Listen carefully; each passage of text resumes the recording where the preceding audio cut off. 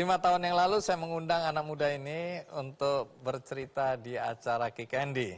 Usianya waktu itu kalau saya tidak salah 23 tahun, tapi satu gerakan yang dia mulai waktu itu sekarang sudah berkembang luar biasa. Dari awalnya hanya memberikan literasi bagi anak-anak yang kurang mampu dengan penyediaan buku, sekarang saya dengar itu lebih dari 200 anak-anak dari keluarga prasejahtera diberi beasiswa oleh dia dan teman-temannya. Siapa dia? Mari kita sambut Panji. Panji. Apa kabar? Uits, kamu bawa apa itu? Uits, ini siapa? Kenalin dulu. Kasab. Kasab. Kasab penerima beasiswa Isban Ban Oh, Foundation. salah satu penerima beasiswa dari berapa? Dari 225 anak. 225 anak. Oleh Kasab, nanti kamu cerita ya, berasal dari latar belakang keluarga seperti apa, dapat beasiswa apa. Oke, nanti kita dengarkan cerita tentang Kasab. Kamu boleh duduk dulu. Siap. Aku ngobrol sama Panji ya. Oke, silakan Panji. Terima kasih Bang Andi. Tunggu dulu, kamu bawa apa ini? Sertifikat dari Young Southeast Asian Leaders Initiative, program intensif akademik untuk anak-anak muda di Asia Tenggara. Dan waktu itu tahun 2015 mewakili salah satu dari anak muda di Indonesia. 5 tahun yang lalu, apa yang kamu mulai? 5 tahun lalu itu kita Isban Ban Foundation, organisasi anak-anak muda yang ada di Banten, khususnya kita fokus untuk bantu anak-anak di Banten dalam hal pendidikan, Bang. 5 tahun lalu artinya 5 tahun juga usia organisasi kami. Jadi sebenarnya 10 tahun yang lalu ya? Betul. Jadi waktu di Kick Andy itu sebenarnya sudah 5 tahun perjalanan ya? Iya. Jadi sampai hari ini 10 tahun? 10 tahun. Wah, luar biasa. 1 dekade. Waktu itu sebenarnya di 10 tahun lalu, 1 dekade ke belakang, tahun 2013, berawal dari bencana banjir, Bang Andi. Di mana kita, anak-anak muda Banten, lewat forum OSIS Banten dan Banten Muda Community, itu sama-sama menggalang dana untuk ngebantuin korban banjir di salah satu desa di Kabupaten Serang. Dan dari sanalah kita ketemu anak-anak kecil, ada anak-anak sekitar 20-an anak, bilang ke kami, para relawan yang turun, mereka bilang, Kak, kok cuman bantuannya buat bapak-bapak, ibu-ibu, kita juga sepatu banyak yang hanyut, Kak Panji, banyak juga tas-tas yang hilang, atau bahkan buku-buku mereka tuh udah pada basah. Dari situlah inspirasi pertama, Taman Baca Istana Belajar Anak Banten didirikan. Oke, luar biasa. Ini hati yang tersentuh ketika ada bencana ya. Katanya sejak kecil kamu ditinggal oleh ayah ya? Iya. Usia berapa ayah meninggal? Itu 2,5 tahun, Bang Andi. Jadi saya masih 2,5 tahun dan ayah meninggal waktu itu serangan jantung. Dari situlah saya jadi anak yatim yang dirawat oleh single parents, mamah sendiri. Saya sebutnya mamah. Dan mama ngerawat sampai hari ini juga terus memberikan banyak kasih dan penuh cinta buat anaknya. Walaupun sudah menikah misalnya. Iya, gitu. iya. Tetap anak. Tetap anak. Iya. Mama ada di sini enggak? Oh, mama ada di sini. Boleh berdiri, mama? Iya, ibu yang luar biasa, single parent. Membesarkan Panji, mendidik, merawat, padahal mama sendiri lulusan SMP waktu itu. SMP. Dan kaget-kaget ditinggal suami harus berjuang sendiri ya. Ya, kita berikan aplaus untuk ibu yang luar biasa. Terima kasih. Ya. Baik, sebelum kita lanjutkan Panji, ada baiknya kita lihat dulu tayangan berikut ini. Istana Belajar Anak Banten yang diprakarsai oleh Panji Aziz Pratama telah memberikan banyak manfaat bagi pendidikan anak-anak di Banten. Tidak cukup hanya membuat taman baca, Isban Ban Foundation ingin memberikan dampak yang besar untuk pendidikan. Dimulai tahun 2018, Isban Ban memberikan bantuan beasiswa berkelanjutan bagi anak-anak yang mengalami keterbatasan. Albian Syah salah satu penerima beasiswa pendidikan dari Isban Ban sejak SMP hingga sekarang duduk di bangku SMK.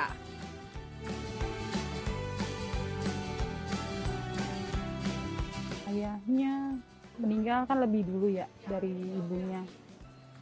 Itu Albi masih kecil banget kalau ayahnya. Kalau ibunya pas Albi kelas 6, ibunya meninggal.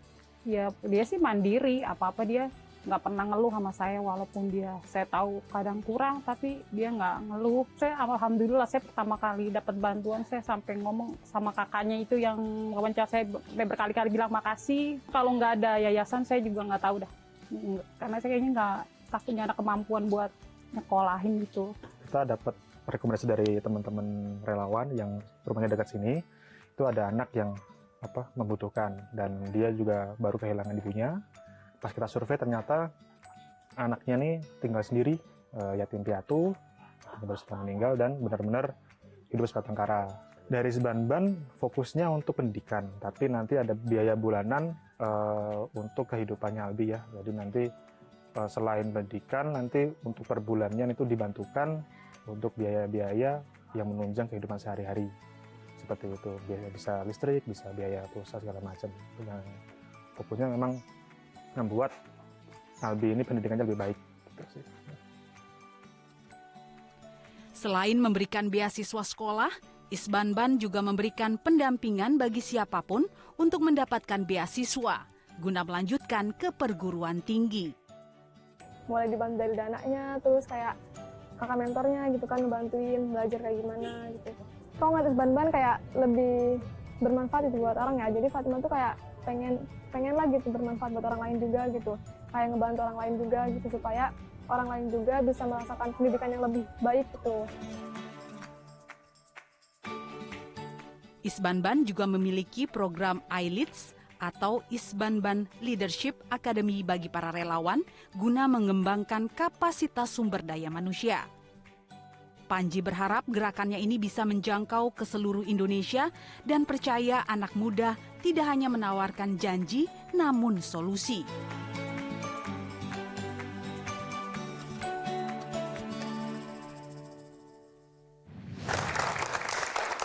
Jadi dulu berangkat dari komunitas, sekarang Isbanban sudah jadi foundation atau jadi yayasan ya. Betul, Bang Andi. Dan itu ada relawan-relawannya ya. Ya. Dan aku lihat ada sebagian relawan yang hadir ya. Boleh berdiri relawan Isbanban? Iya, kita berikan aplaus. Luar biasa, terima kasih. Ada berapa banyak relawan yang sekarang tergabung? Kalau per tahun ini itu ada sekitar 150 relawan. Wow. Tapi kalau dihitung dari satu dekade ke belakang, mungkin sudah mencapai 1.500 ke atas relawan. Jadi banyak anak muda yang baik ya di negeri ini ya. Jadi ada 225 anak yang mendapatkan beasiswa. Ya, Kriteria untuk mendapatkan, tunggu dulu. Duitnya dari mana ini? Beberapa jenis pendanaan yang kita lakukan. Yang pertama biasanya kita melalui pendanaan platform fundraising. Oke. Nah, kemarin banget itu kita baru kerjasama dengan benihbaik.com. Benihbaik.com. Siapa foundersnya itu ya? Nah, sepertinya saya kenal nih di depan saya sendiri. Pokoknya yang botak gitu lah. Ya, jadi kemarin saja baru 194 anak kita kasih beasiswa melalui benihbaik.com dan mitra perusahaan. Ada juga selain platform fundraising, kita buat skema-skema seperti pendanaan publik lainnya seperti donatur publik bulanan. Jadi ada regular donor yang memberikan dana ke rekening Yayasan Isbanban, macam-macam bentukannya. Ada juga sebenarnya Bang Andi, nggak semua bentuknya dana, tapi bentuknya seperti partnership barang.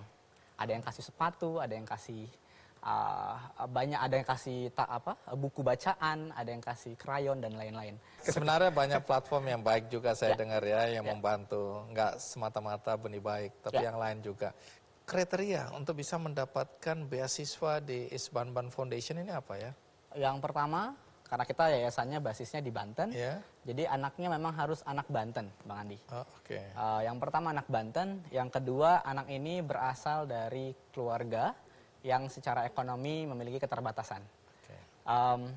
Dan yang ketiga, anak ini harus punya mimpi dan bisa nunjukin ke kita kalau dia tuh memang punya mimpi yang bisa dia wujudkan. Yang bisa dia wujudkan. Oke. Gitu. Kita rehat sejenak, ikuti terus Kikendi.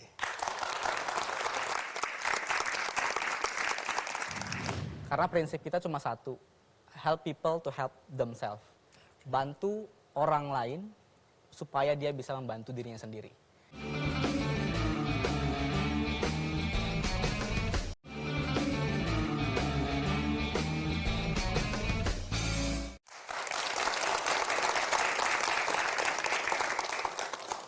Mas Ikhwan, tantangan terberat itu apa yang dihadapi?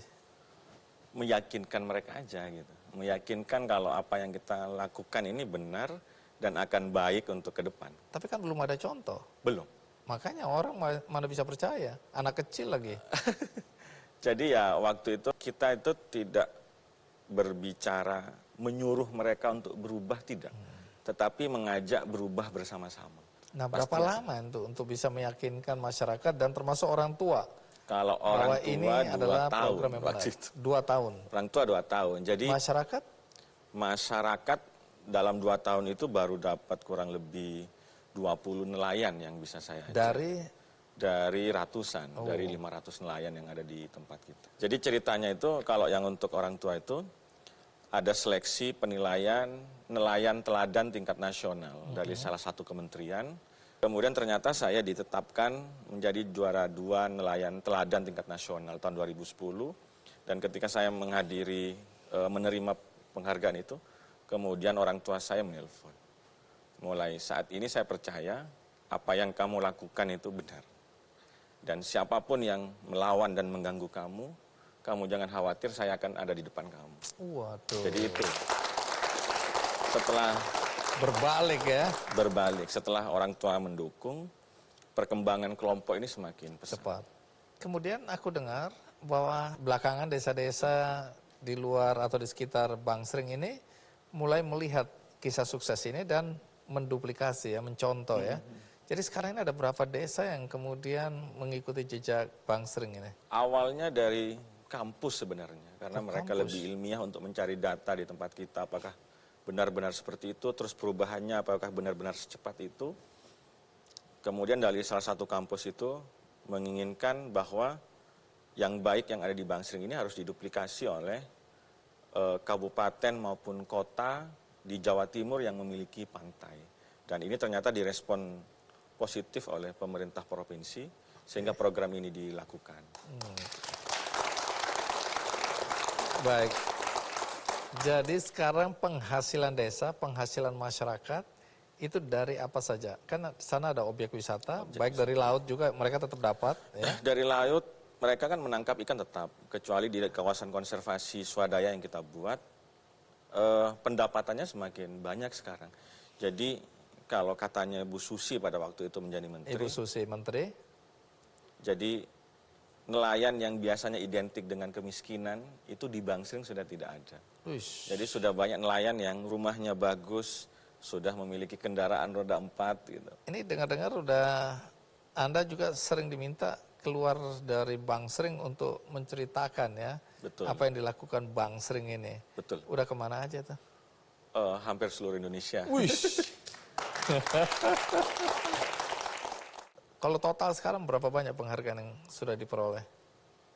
Lebih dari 20 atau 30 kalau nggak keliru. Jadi ada kemarin kita coba untuk memilah yang regional, yang lokal, yang untuk kabupaten, regional yang untuk tingkat provinsi, terus nasional yang untuk tingkat bahkan yang internasional itu kita coba. Internasional juga pernah dapat? Kita di ASEAN kemarin di Vietnam menjadi salah satu yang terbaik di pengelolaan pariwisata berbasis masyarakat yang berkelanjutan. Itu 2019. Terus apalagi yang internasional?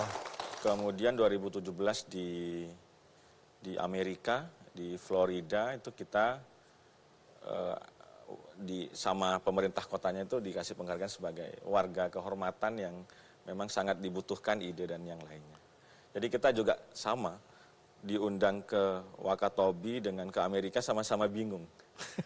Saya ngapain diundang ke Amerika, dibawa ke kurang lebih 6 negara bagian untuk sharing di beberapa kampus di negara bagian itu, bahkan ke WWF, ke NOAH di sana. Ternyata saya baru dapatkan itu di Universitas Washington. Jawabannya? Iya. Kenapa? Ketika Prof. Edward itu minta waktu ke saya punya tim yang sangat banyak, saya punya dana yang sangat besar, tapi tingkat keberhasilan saya kecil. Kamu punya tim yang sedikit, SDM-nya nelayan, dananya juga terbatas, tapi tingkat keberhasilanmu tinggi. Terus apa yang kamu lakukan? Nah, cuman kan di Amerika itu disiplin waktu sangat penting. Jadi kita mulai jam berapa sampai berakhir jam berapa, maka itu harus kita patuhi. Sehingga karena jam kita sudah habis, jadi Prof. Edward itu, saya akan datang ke tempat kamu menginap, ke hotel kamu untuk belajar ini. Lanjut lagi. Kalau kita tahu Prof. Edward ini salah satu di antara 2 ahli kelautan dunia. Dan dia belajar dari anak kampung. Nanya saja.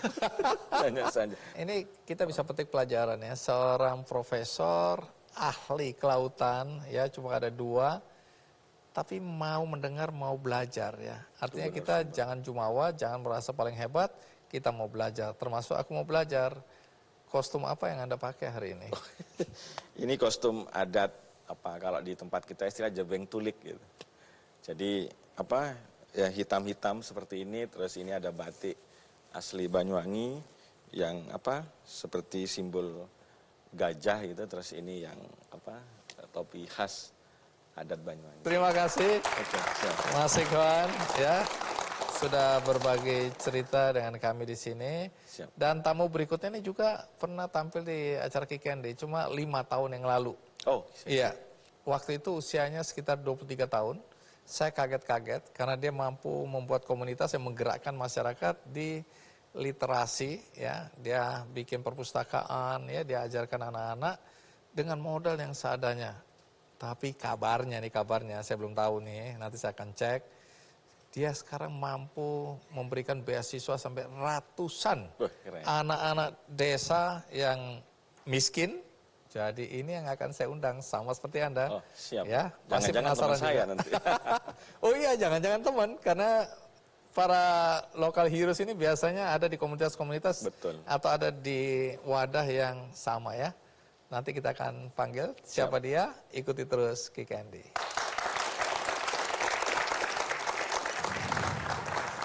Jadi ada 225 anak yang mendapatkan beasiswa. Ya. Kriteria untuk mendapatkan, tunggu dulu, duitnya dari mana ini?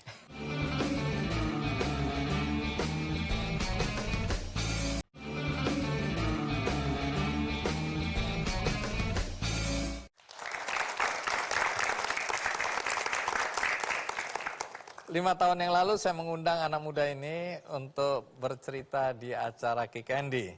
Usianya waktu itu kalau saya tidak salah 23 tahun, tapi satu gerakan yang dia mulai waktu itu sekarang sudah berkembang luar biasa. Dari awalnya hanya memberikan literasi bagi anak-anak yang kurang mampu dengan penyediaan buku, sekarang saya dengar itu lebih dari 200 anak-anak dari keluarga prasejahtera diberi beasiswa oleh dia dan teman-temannya. Siapa dia? Mari kita sambut Panji. Panji. Apa kabar? Wits, kamu bawa apa itu? Wits, ini siapa? Kenalin dulu. Kasab, penerima beasiswa Isban. Oh, salah satu penerima beasiswa dari berapa? Dari 225 anak. 225 anak. Oleh Kasab, nanti kamu cerita ya, berasal dari latar belakang keluarga seperti apa, dapat beasiswa apa. Oke, nanti kita dengarkan cerita tentang Kasab. Kamu boleh duduk dulu. Siap. Aku ngobrol sama Panji ya. Oke. Silakan Panji. Terima kasih Bang Andi. Tunggu dulu, kamu bawa apa ini? Sertifikat dari Young Southeast Asian Leaders Initiative, program intensif akademik untuk anak-anak muda di Asia Tenggara.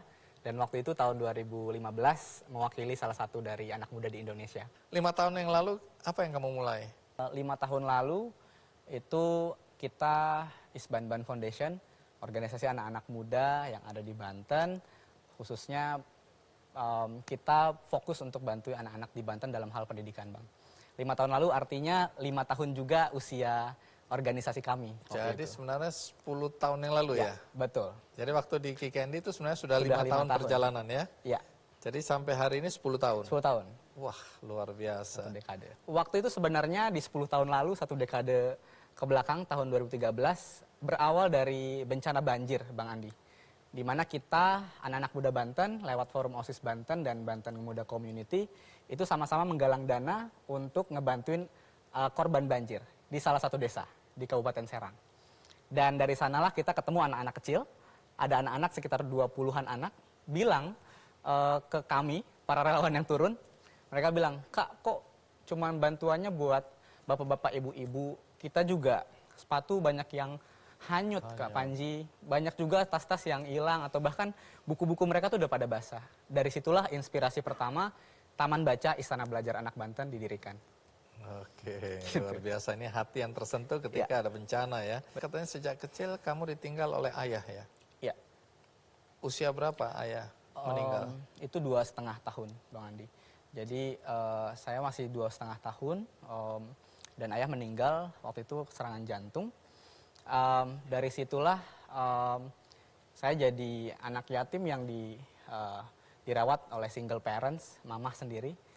Saya sebutnya mama, dan mama ngerawat sampai hari ini juga terus memberikan banyak kasih dan penuh cinta buat anaknya. Walaupun sudah menikah misalnya. Iya, gitu. iya. Tetap anak. Tetap anak. Iya. Mama ada di sini enggak? Oh, mama ada di sini. Boleh berdiri, mama? Iya, ibu yang luar biasa, single parent. Membesarkan Panji, mendidik, merawat, padahal mama sendiri lulusan SMP waktu itu. SMP. Dan kaget-kaget ditinggal suami, harus berjuang sendiri ya. Ya, kita berikan aplaus untuk ibu yang luar biasa. Terima kasih. Ya. Baik, sebelum kita lanjutkan Panji, ada baiknya kita lihat dulu tayangan berikut ini. Istana Belajar Anak Banten yang diprakarsai oleh Panji Aziz Pratama telah memberikan banyak manfaat bagi pendidikan anak-anak di Banten. Tidak cukup hanya membuat taman baca, Isbanban Foundation ingin memberikan dampak yang besar untuk pendidikan. Dimulai tahun 2018, Isbanban memberikan bantuan beasiswa berkelanjutan bagi anak-anak yang mengalami keterbatasan. Albiansyah salah satu penerima beasiswa pendidikan dari Isbanban sejak SMP hingga sekarang duduk di bangku SMK.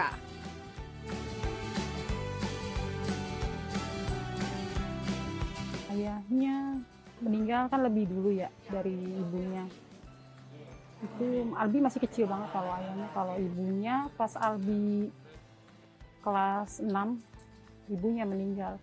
Ya dia sih mandiri, apa-apa dia nggak pernah ngeluh sama saya, walaupun saya tahu kadang kurang, tapi dia nggak ngeluh. Saya alhamdulillah, saya pertama kali dapat bantuan, saya sampai ngomong sama kakaknya itu yang wawancara saya berkali-kali bilang makasih. Kalau nggak ada yayasan saya juga nggak tahu dah, karena saya kayaknya nggak takutnya ada kemampuan buat nyekolahin gitu. Kita dapat rekomendasi dari teman-teman relawan yang rumahnya dekat sini. Itu ada anak yang membutuhkan, dan dia juga baru kehilangan ibunya. Pas kita survei ternyata anaknya nih tinggal sendiri, yatim piatu, baru setelah meninggal, dan benar-benar hidup sebatang kara. Dari Isbanban fokusnya untuk pendidikan, tapi nanti ada biaya bulanan untuk kehidupannya Albi ya. Jadi nanti selain pendidikan, nanti untuk per bulannya itu dibantukan untuk biaya-biaya yang menunjang kehidupan sehari-hari. Seperti itu, biaya bisa listrik, bisa biaya pulsa segala macam. Nah, fokusnya memang membuat Albi ini pendidikannya lebih baik. Selain memberikan beasiswa sekolah, Isbanban juga memberikan pendampingan bagi siapapun untuk mendapatkan beasiswa guna melanjutkan ke perguruan tinggi. Mulai dibantu dari dananya, terus kayak kakak mentornya gitu kan, ngebantuin belajar kayak gimana gitu.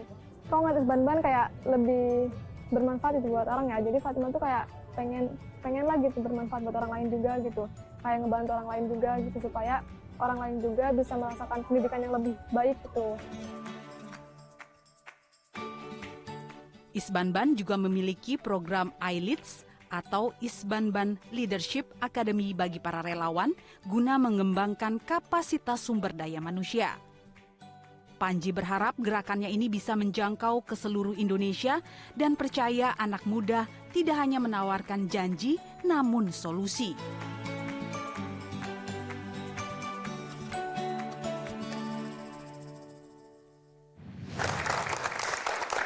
Jadi dulu berangkat dari komunitas, sekarang Isbanban sudah jadi foundation atau jadi yayasan ya. Betul, Bang Andi. Dan itu ada relawan-relawannya ya. Ya. Dan aku lihat ada sebagian relawan yang hadir ya. Boleh berdiri relawan Isbanban? Iya, kita berikan aplaus. Luar biasa, terima kasih. Ada berapa banyak relawan yang sekarang tergabung?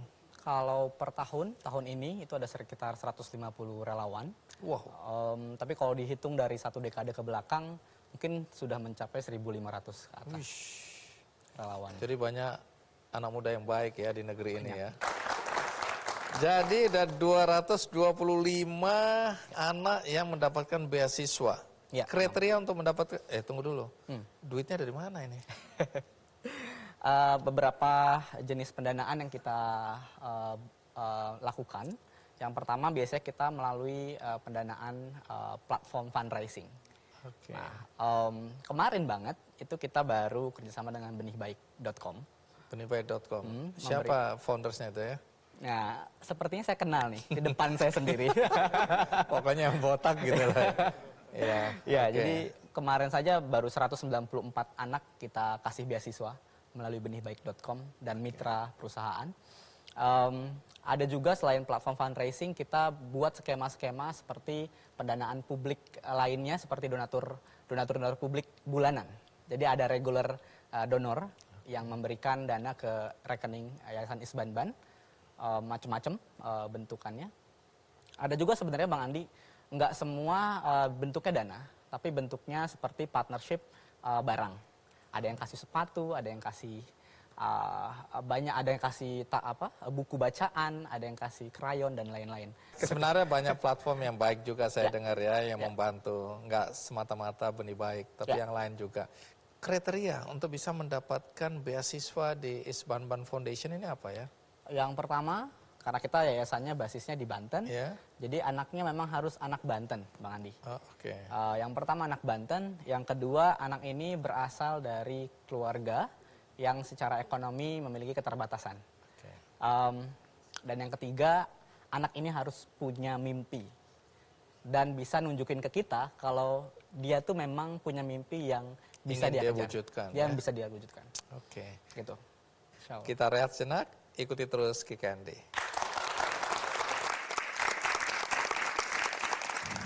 Karena prinsip kita cuma satu, help people to help themselves. Bantu orang lain supaya dia bisa membantu dirinya sendiri.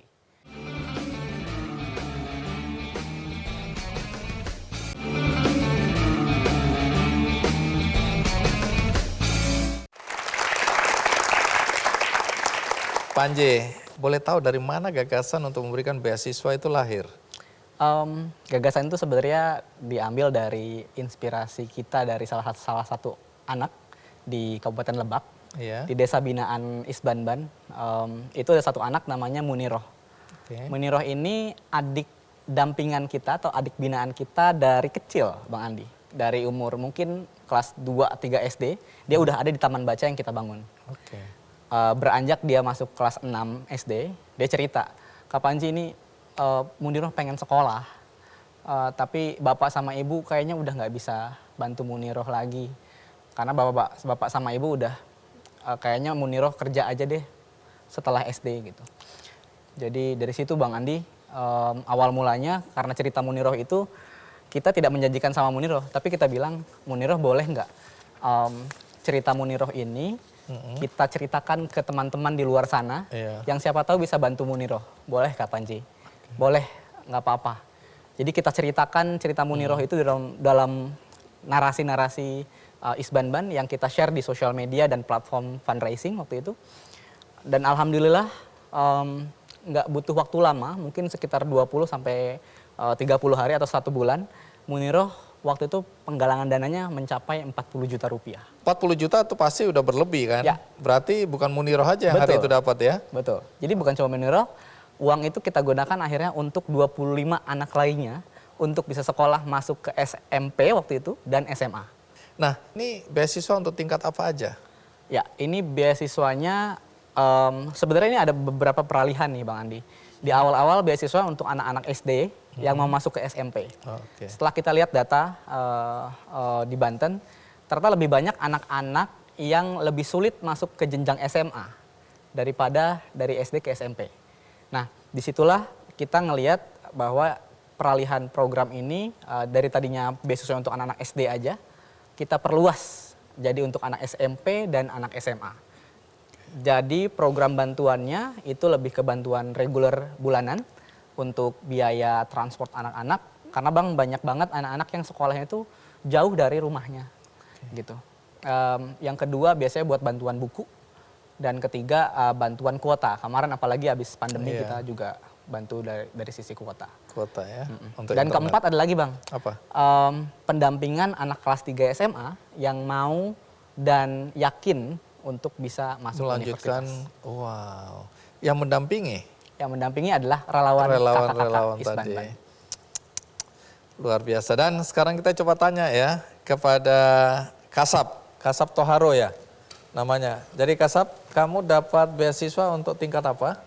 Untuk tingkat SMA. SMA. Ya. Kamu sekarang? Sekarang sudah kuliah. Oh, jadi SMA dapat beasiswa untuk kuliah? Iya. Oh. Maksudnya di SMA itu saya dapat di SMA sudah dapat sampai lulus. Iya. Terus sekarang lanjut ke? Kalau kuliah itu beda lagi beasiswanya. Tunggu dulu, coba jelaskan. Jadi ya, Kasab ini dapat beasiswa apa? Beasiswanya SMA. Jadi program pendampingan. Jadi Kasab ini kita kasih bantuan pendidikan bulanan dari kelas 2 SMA sampai kelas 3.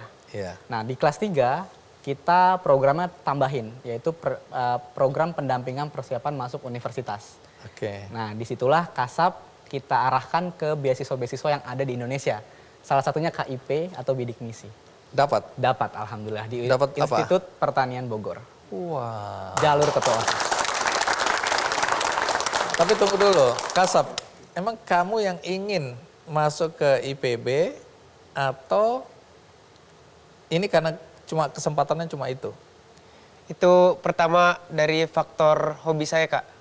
Hobi apa? Jadi hobi saya adalah apapun yang bersangkutan sama ikan itu saya suka.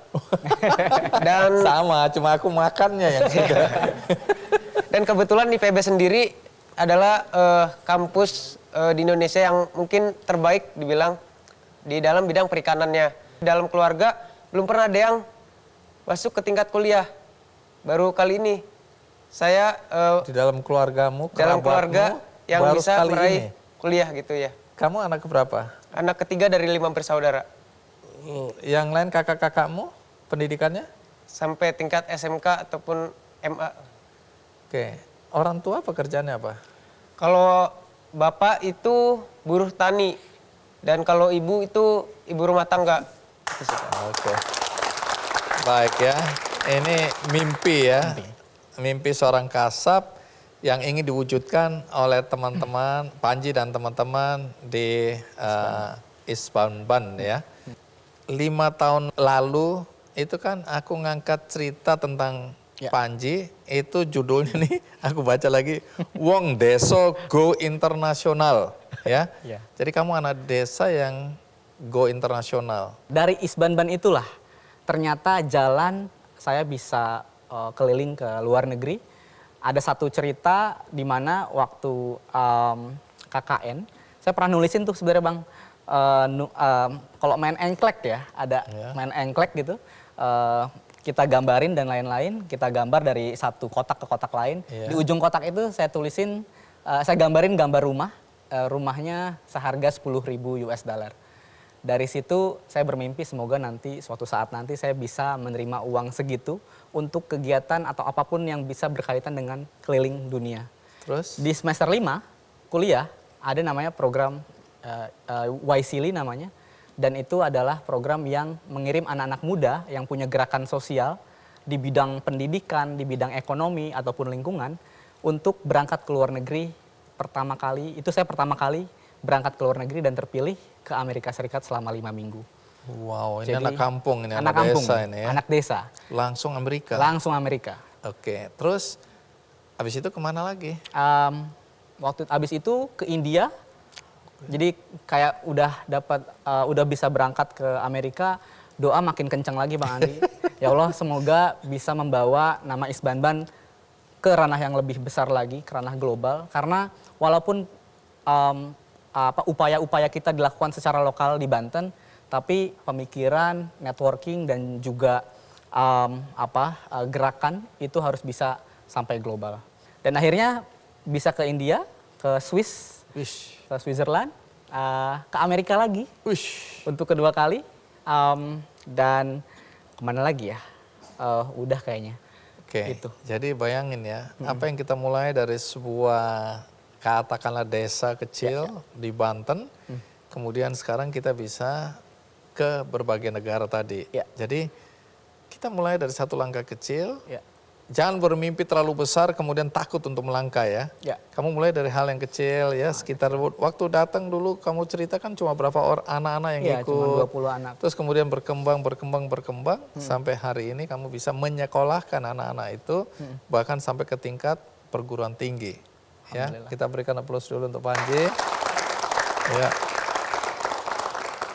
Jadi apa rencanamu ke depan Panji yang ingin kamu wujudkan? Rencana yang pertama berharap besar sama Isbanban Foundation bisa lebih kuat lagi dan punya lebih banyak lagi teman-teman relawan yang sampai hari ini masih sangat loyal sekali Bang Andi, membersamai kebaikan kita hampir 1 dekade ini. Dibersamai teman-teman relawan itu udah sebuah anugerah buat saya pribadi dan juga Isbanban.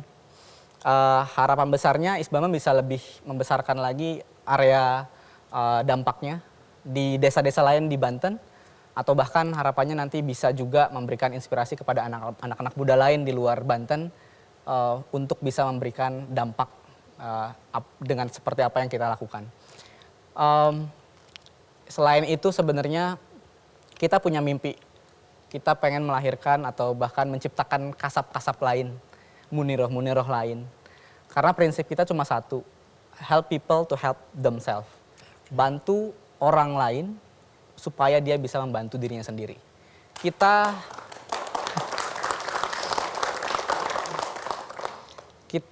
percaya Bang Andi, kita itu bukan superhero yang bisa mengambil masalah orang lain, kita yang selesain, dan udah kamu nggak usah khawatir kita yang selesain masalah. Enggak. Kita percaya bahwa masalah itu tetap harus dihadapi oleh orang itu. Diselesaikan oleh orang itu. Dan upaya kita adalah menguatkan orang ini supaya dia bisa lebih kuat lagi menghadapi masalahnya. Seperti Kasab dan teman-teman lainnya. Keren. Baju yang kamu pakai ini baju apa? Ini baju Baduy. Baduy. Adat Baduy, betul. Dengan tas Dengan melintang. tas koja. Ini dari Baduy juga.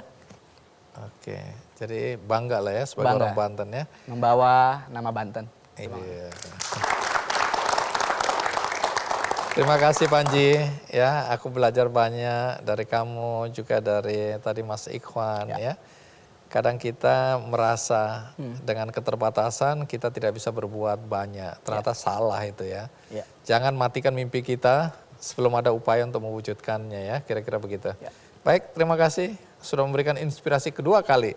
Nah, sekitar 5 tahun yang lalu juga bertemu dengan seorang anak muda juga yang mengubah desanya juga menjadi desa wisata yang sekarang bahkan dapat penghargaan yang juga tidak kalah hebatnya dari Panji dan Mas Ikhwan tadi. Dan yang menarik lagi adalah kesejahteraan masyarakat di sana juga meningkat. Wow. Nah, desa mana itu? Siapa dia? Tunggu sebentar, kita rehat sejenak, saya akan segera kembali. Di penghargaan desa wisata tingkat dunia. Wish, ini tingkat dunia? Ya. Tingkat dunia loh ya. Keren, keren.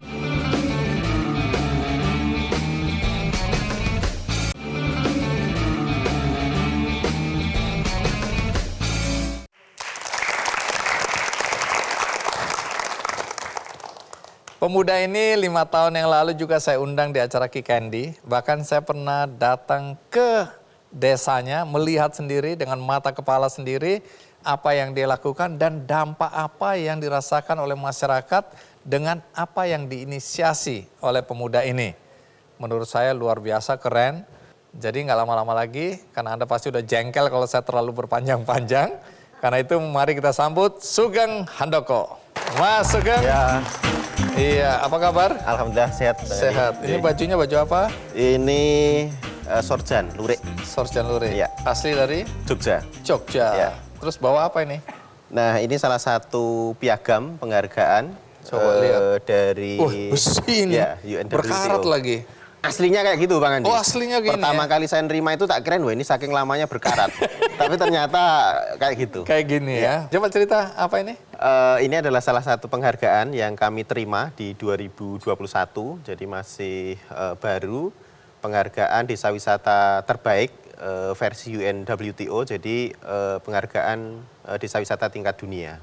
Wish, ini tingkat dunia? Ya. Tingkat dunia loh ya. Keren, keren. Kita berikan aplaus dulu dong, Mas Sugeng. Ya, ini dibawa, jangan sampai nanti ditinggal. Ya. 5 tahun lalu ya, kita bertemu Ya. di sini sebenarnya. Di sini. Ya. Tapi saya sama tim Kikendi main-main ke sana ya. Tapi Bang Andi ketika datang nggak ngabari, jadi saya pas nggak di rumah, sehingga tidak bisa ketemu langsung. Bapak Ibu sekalian yang belum pernah ke Ngelanggeran, itu ada embung di atas dan di sekitarnya itu pegunungan purba. Apa Ya, purba? Gunung Api Purba. Gunung Api Purba.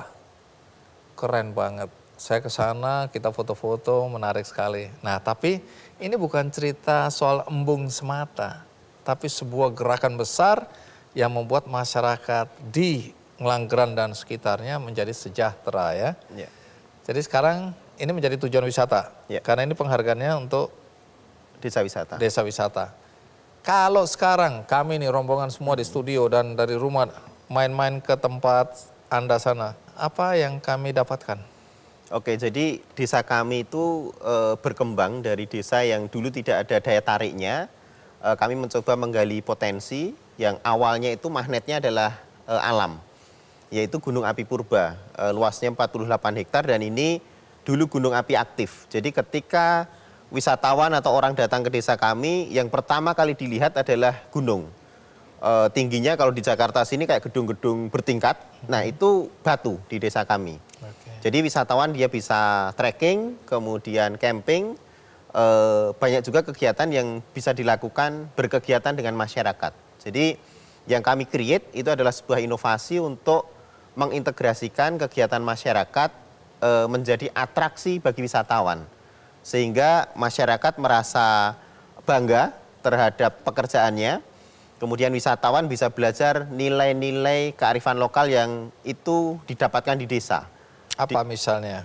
Di desa kami sangat bersyukur guyub rukun itu sangat kuat, kesederhanaan, kemudian kemandirian, kerja keras, gotong royong itu menjadi satu kekuatan yang kami miliki. Oke, menarik ya. Tapi saya dengar kebangkitan, kesadaran bahwa desa Ngelanggeran ini dan sekitarnya bisa menjadi desa wisata itu akibat bencana ya. Ya, salah satunya. Nah, nanti cerita, tapi sekarang kita lihat dulu liputan berikut ini. Kemajuan sebuah desa wisata bukan semata ditentukan oleh sumber daya alamnya, melainkan buah dari kerjasama warganya. Seperti di Desa Ngelanggeran, Gunung Kidul, Yogyakarta. Ialah Sugeng Handoko yang merintis kegiatan ekowisata di Desa Ngelanggeran sejak tahun 2006. Ia menggandeng warga untuk mengembangkan potensi yang ada di desanya. Mulanya, kegiatan wisata di Desa Ngelanggeran hanya sebatas aktivitas trekking di kawasan Gunung Api Purba. Namun kini, beragam paket wisata yang menarik wisatawan lokal dan mancanegara tersedia di Desa Ngelanggeran. Ke daerah Gunung Kidul paling kan ada pantai, kalau ini kan kayaknya beda gitu. Maksudnya penasaran juga Gunung Api Purba itu kayak gimana sih, kenapa bisa disebut Gunung Api Purba. Di samping itu juga ngelihat view-nya kalau di sosmed kan bagus. Paket wisata yang ditawarkan di Desa Ngelanggeran hampir semuanya melibatkan peran aktif warga. Di antaranya paket live-in, di mana wisatawan tinggal bersama warga dan mengikuti sejumlah kegiatan seperti bertani, membuat kerajinan, dan berlatih kesenian lokal. Selain live-in, wisatawan dapat juga menikmati sejumlah paket wisata lainnya, seperti membatik di Gria Batik, melakukan pijat di Gria Spa, mengunjungi peternakan kambing Etawa, melihat pengolahan susu kambing, pembuatan coklat, hingga menikmati kuliner khas Gunung Kidul. Kegiatan-kegiatan tersebut didukung adanya transportasi berupa mobil jeep yang juga dikelola warga. Kalau dulu orientasinya itu hanya kunjungan sebentar, dia datang, beli tiket, explore, pulang gitu doang. Nah sekarang itu target kita adalah melama tinggalkan. Otomatis ketika lama tinggal di desa, tingkat pemberdayaannya semakin tinggi. Berkat inovasi-inovasi yang digagas Sugeng dan warga, di tahun 2021, Desa Ngelanggeran sukses meraih gelar Desa Wisata Terbaik Dunia dari Organisasi Pariwisata Dunia. Prestasi dan kemajuan Desa Wisata Ngelanggeran ini dirasakan langsung manfaatnya oleh sekitar 150 orang pengelola desa wisata dan seluruh warganya. Pada saat dulu sebelum dibuka desa wisata, untuk meningkatkan perekonomian, kita harus pergi ke luar Desa Ngelanggeran. Misalnya kalau anak muda harus ke kota dulu. Terus setelah dibukanya desa wisata ini, banyak peluang kerja yang di sini. Sugeng Handoko dan warga Desa Wisata Ngelanggeran membuktikan bahwa dengan gotong royong dapat membawa kesejahteraan bersama tanpa melupakan nilai-nilai kearifan lokal.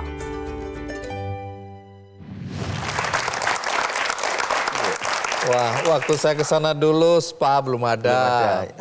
Kambing, susu kambing belum ada. Terus apa lagi yang belum Batik ada? juga belum ada. Batik belum ada. Terus kuliner belum banyak karena kami waktu itu makannya di warung itu Ya, ada. soto itu di bawah embung itu. Ya. Belum ada yang kayak tadi itu ya.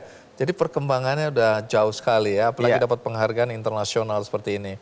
Tapi coba cerita, awal mula terpikirkan bahwa desa kita harus punya sesuatu untuk bisa mensejahterakan. Itu kan kalau nggak salah gara-gara gempa 2006, salah satunya ya. Bagaimana cerita awal mulanya? Oke, jadi sebenarnya itu kami sangat bersyukur ya. Saya sangat mensyukuri sekali saya dilahirkan di desa. Saya dilahirkan di Ngelanggeran, di Gunung Kidul, di Jogja. Kami bersyukur oleh para senior kami di Karang Taruna itu ditanamkan rasa mencintai lingkungan dan mencintai desa. Sehingga saya ketika masih SD itu sudah diajak untuk berkegiatan di kawasan gunung, untuk diajak nanam pohon, kemudian menjaga, merawat, sehingga ada ikatan yang terbangun. Nah setelah itu ditambah satu momentum gempa, jadi gempa Jogja 2006 yang pusatnya di Bantul, itu juga terasa di desa kami. Oh, jadi gempa itu mempersatukan. Mempersatukan. Ya? Karena rumah-rumah yang rubuh itu kemudian semua ayo kita gotong royong. Betul. Gitu ya. Kalau dulu mungkin satu pemuda dengan pemuda lain antar dusun pun kurang kuat ikatannya. Kemudian kami sering nyari bantuan, kemudian banyak juga relawan yang masuk. Nah ini ada potensi yang seperti ini kok tidak dikelola. Nah dari situ proses berkembang kemudian berdiskusi, membangun mimpi bersama untuk bangkit dari rumah yang awalnya roboh jadi punya, kita pengen juga mengembangkan Ngelanggeran dari sebuah desa yang miskin, yang konotasi negatifnya juga cukup kuat, menjadi sebuah desa yang berkembang kemudian memberikan manfaat kepada masyarakat. Jadi memang momentum bencana itu menjadi satu mempersatukan masyarakat titik juga untuk kami bisa bangkit. Kemudian didukung juga dengan sudah mulai gencarnya teknologi. Jadi promosi termasuk mengenalkan desa kami, itu kami menggunakan itu. Dan anak-anak muda itu dekat dengan teknologi. Dulu masih zamannya Friendster, mungkin Bang Andi juga sempat pakai. Itu juga kita gunakan. Mulai waktu itu ya. Oke, dengan segala keterbatasan teknologi, tapi itu sudah mengubah ya perspektif dalam melihat bagaimana kita mempromosikan desa kita. Tapi Gunung Kidul kan terkenal sulit air itu ya. Nah embung itu adanya kapan? Siapa yang bikin embung itu? Jadi embung itu salah satu inovasi yang dibangun di 2012. Jadi kami bersyukur di Jogja itu kita punya gubernur yang sekaligus raja kami, itu untuk hibah. Jadi masyarakat karena ada kegiatan pengembangan pariwisata kemudian dinilai mampu dan layak untuk bisa mengelola, itu diberikan hibah untuk membangun embung. Jadi dibangun di 2012, kemudian diresmikan di Februari 2013. Yang di situ tujuan embung itu adalah konservasi air. Jadi menampung dan menangkap air hujan, kemudian dipanen ketika musim kemarau.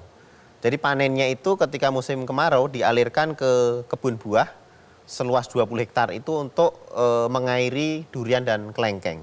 Bahkan petani itu juga diajari. Jadi di situ dilatih 100 petani inti yang mereka diberikan edukasi, kemudian praktek langsung untuk bisa mengelola kebun itu dan harapannya bisa disebarkan ke masyarakat yang lain. Uang itu tidak akan kita temukan di hari pertama, minggu pertama, bulan pertama, bahkan tahun pertama. Dia akan patah semangat ketika tidak ketemu itu.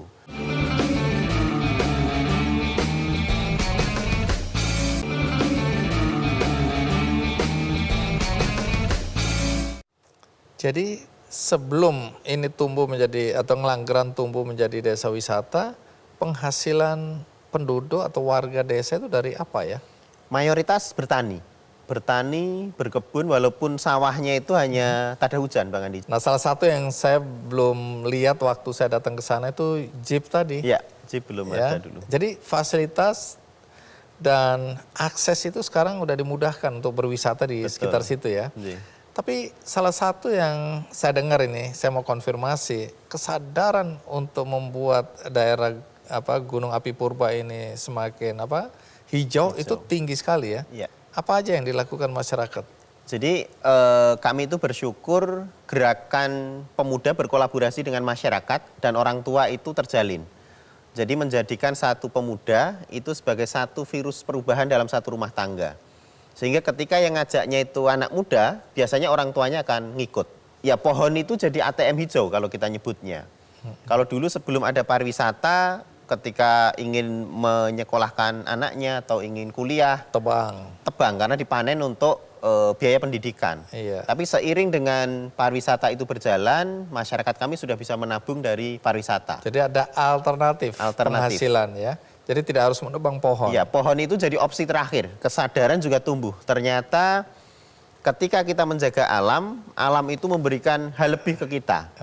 Yang dulunya air itu menjadi sulit, saat ini dengan menjaga kawasan alam yang gunung 48 hektar itu bermunculan sumber mata air baru yang ada di desa kami. Sehingga ya alhamdulillah saat ini walaupun kemarau panjang pun air cukup. Kalau kita berbuat baik pada alam, alam akan berbuat baik lebih pada kita ya. Itu hukum alam yang diyakini juga oleh masyarakat di Ngelanggeran.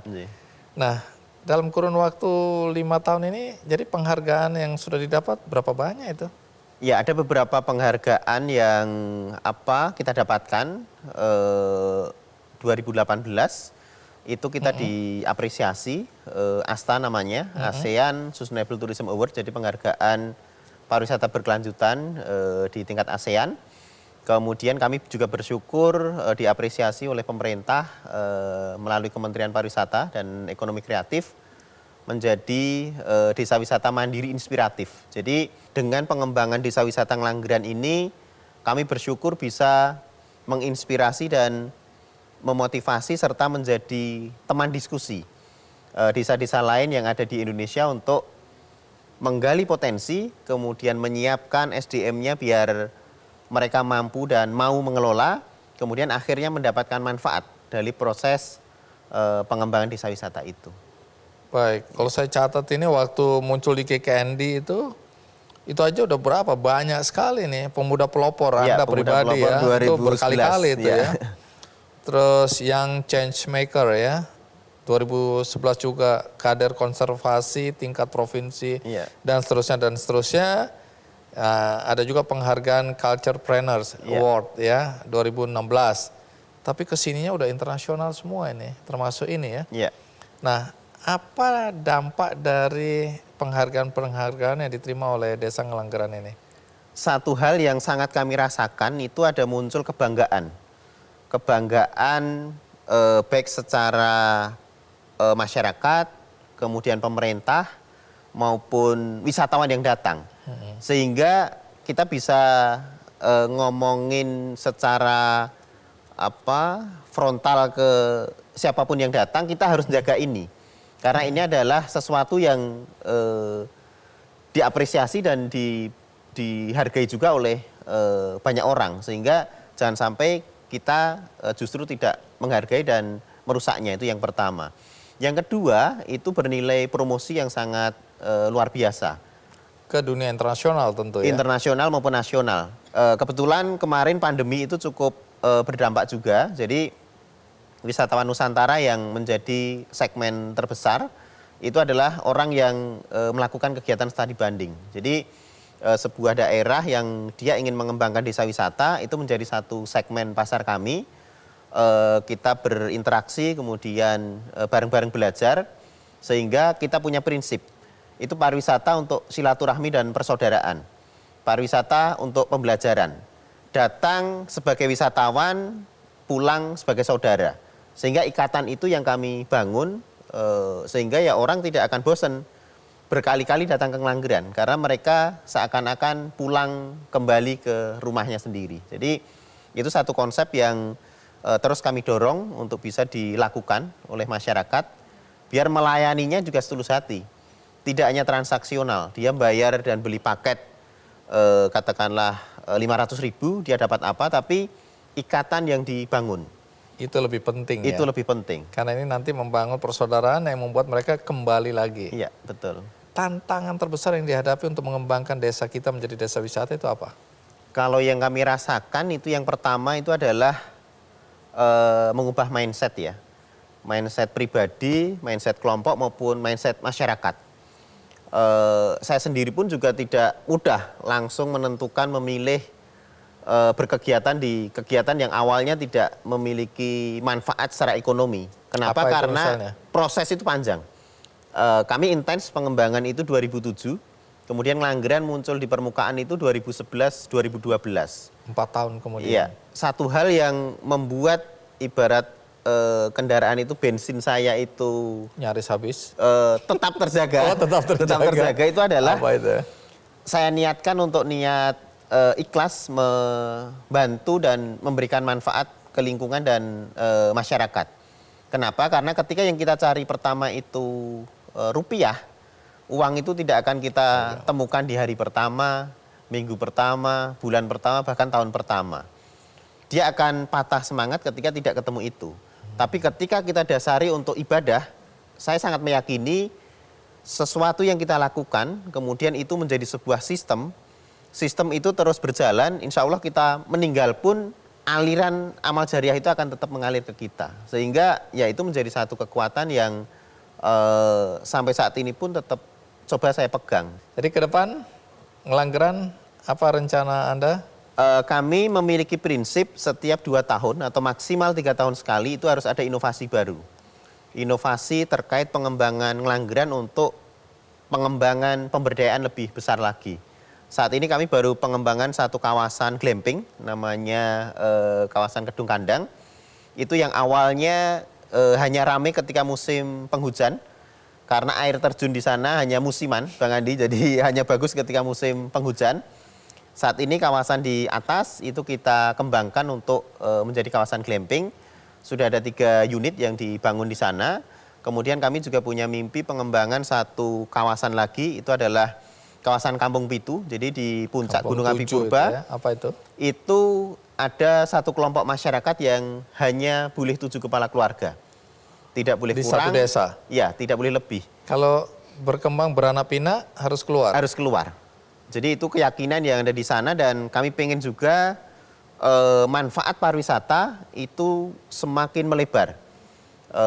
Tidak hanya di satu desa kami di Ngelanggeran tapi melebar ke tetangga desa juga. Baik, Mas Sugeng, terima kasih. Paling tidak kita bisa lihat apa yang dilakukan 5 tahun yang lalu konsisten ya, tidak berhenti di tengah jalan.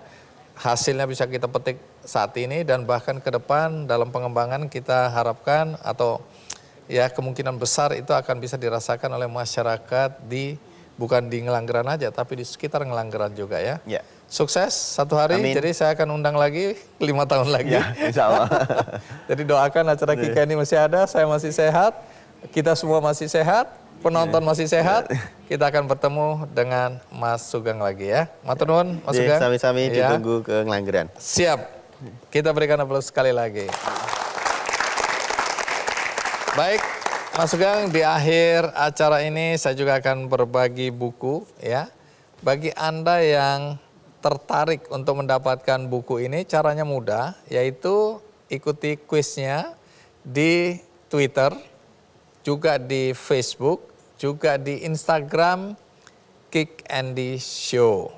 Jadi siapa yang menang akan mendapatkan buku bagus ini. Dan bagi Anda yang tadi mengikuti episode kali ini dari tengah, tidak dari depan, juga jangan khawatir. Karena episode ini ditayang ulang di metrotvnews.com dan juga ada cuplikannya di YouTube KIKNDI Show. Dan bagi Anda yang ingin berbuat baik, saya ingin menawarkan kesempatan berbuat baik melalui benihbaik.com, yaitu kalau Anda tergerak hatinya untuk membantu Hendrik membangun pendidikan anak-anak di pedalaman Papua yang selama ini tidak mendapatkan bantuan. Hendrik Latu ini, dia awalnya bertugas memimpin program percepatan matematika dan bahasa Inggris untuk anak-anak di pedalaman Kabupaten Mapi. Di tahun 2021, Hendrik dipindahkan untuk merintis beberapa sekolah baru di pusat-pusat distrik atau kecamatan. Dia juga mendorong anak-anak Papua di pedalaman untuk berkompetisi lewat kegiatan ataupun lomba. Jadi banyak sekali, termasuk bagaimana dia mendorong atau membentengi anak-anak dari kemungkinan terdampak atau terjerat oleh narkoba. Jadi kalau Anda tergerak hatinya untuk membantu apa yang dilakukan Hendrik sebagai guru, yuk kita sama-sama klik benihbaik.com/campaign bantu pendidikan anak-anak di pedalaman Papua. Jadi kalau Anda ingin berbuat baik, Anda tergerak hatinya, ayo kita bantu Guru Hendrik. Akhirnya semoga kita semua diberi kesehatan, tetap semangat, dan tetap melakukan hal baik dalam hidup kita. Sampai jumpa.